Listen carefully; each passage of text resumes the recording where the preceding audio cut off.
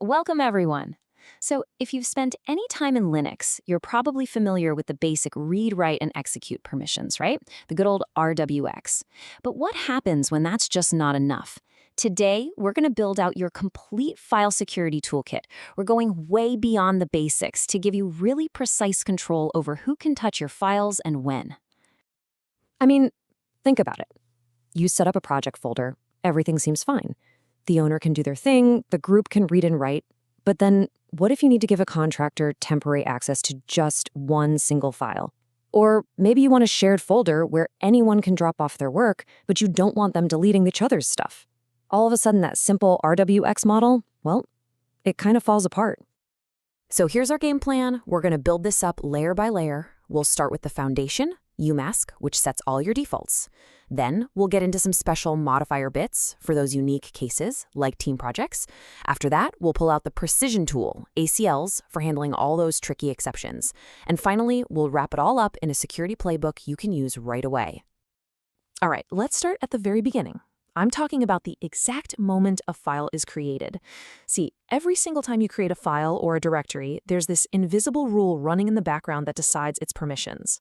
And that rule, it's called a mask. You can think of a mask like an automatic security filter. By default, a new directory could be wide open, right? Permission 777. But a mask works by subtracting from that maximum. The key thing to get is that it's not about giving access. It's about defining what access is denied from the get-go. It helps you create a secure by default environment. Let's actually see this in action. It's pretty cool. If we set a UMask of 0077, what we're really saying is, hey, system, for any new files, subtract all permissions for the group and for everyone else. Then, the moment we touch a new file, look at that result. We didn't have to run cmod or anything. The file is instantly private. Only you can touch it. That's what I call proactive security. So, the main thing to remember is that a mask is a filter. It makes you safer by removing permissions. And if you want the setting to stick around after you reboot, you've got to add it to your .bash C file. And seriously, I can't stress this enough. Never, ever, ever set your unmask to 0000. That's basically leaving the front door to your house wide open with a big welcome sign on it. Just don't do it. Okay, so UMask is awesome for your personal defaults. But we don't always work alone, do we? How do you handle shared spaces and team projects? Well, this is where our standard permissions need a little boost from some special modifiers, also known as special permission bits. First up, we've got the sticky bit. This thing is perfect for any kind of shared directory, like the /temp folder. It sets up a really simple, fair rule. Anybody can come in and create a file, but you can only delete your own stuff. It's the perfect way to prevent that one person from accidentally or, not so accidentally, wiping out everyone's hard work. And just look at how powerful this is. We start with a directory that's just total chaos. It's a free-for-all. Anyone can do anything. But with one simple command, chmod +t, we add that little t at the end of the permissions. That one single character completely changes the rules of the game. It turns that chaotic space into a safe, collaborative one. Next up is the setGID bit. Now, if the sticky bit is all about keeping the peace, setGID is about building team spirit. It's like handing out a team jersey. When you set this on a project directory, any new file created inside automatically gets assigned to the project's group, not the user's personal group. This keeps everything clean and makes sure everyone on the team can access new files without you having to constantly mess with permissions. You can see the magic right here. That little S where the group's X should be, that's our signal that setGID is turned on. Now, it doesn't matter who on the team creates a file in here. It's automatically going to belong to the Proj55 group. Say goodbye to all those annoying permission-denied errors for your teammates. And finally, there's the setUID bit. And listen up, because this is the one you have to be extremely careful with. It lets a program run with the permissions of its owner, not the person running it. A classic example is the password command, which has to run as root to do its job. But if you set this on a script, you could accidentally give any user the power to run commands as you or even as root.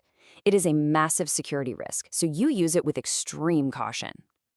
So these special bits are great for setting rules for whole directories. But what about individual files? That owner group other model is pretty rigid. What if you just need to give one specific user who isn't the owner and isn't in the group access to one single file? For that kind of surgical precision, we need to bring in the big guns, access control lists, or ACLs. ACLs are basically the exception to the rule. You can think of them like a VIP list for your file. They let you say, okay, the normal rules apply to everybody, except for this one user, Zybe, who gets read access to this specific file just for today. It lets you grant those super specific permissions without having to create a whole new group or change ownership. So how do you even know if these special rules are in play? Well, Linux gives you this really subtle but super clear visual clue. Next time you run ls-l, look at the very end of the permission string. If you see a little plus sign there, that's your signal. It's telling you there's an ACL active on that file. And the standard permissions, well, they don't tell the whole story. And managing these exceptions is actually really straightforward. The workflow is simple. First, you use getFacal to see what special rules, if any, already exist. Then, you use setFacal-m to modify the list and add your new rule. You can check it again with getFacal to be sure. And then, once that temporary access isn't needed anymore, you clean it up with setFacal-x. It's a complete, clean lifecycle for managing exceptions. Okay, we have covered a ton of ground. We started with UMask for our base security, we layered on special bits for collaboration, and then we brought in ACLs for that fine-grained control. So now, let's pull it all together into a simple playbook so you know exactly which tool to grab for any situation. Here is your go-to cheat sheet for special bits. Just think T for temp or any public Dropbox-style folder. Think S on a group for any shared project directory, and think danger when it comes to setUID. Only use it when you are absolutely certain you know what you're doing. And for ACLs, your command set is just as simple. GetFacal is how you view, setFacal is how you edit. You can use -m to modify or add a rule, -x to remove just one specific rule, or -b to just blow away all the ACLs and get back to basics. Really, this all boils down to using the right tool for the job. These are your golden rules. For a public space like temp, you always use the sticky bit. For a team project folder, setGID is going to be your best friend. When you get that one-off special request, reach for an ACL. And finally, just make it a habit to avoid setUID on your own scripts. You stick to these, and you'll be making smart, secure choices every single time.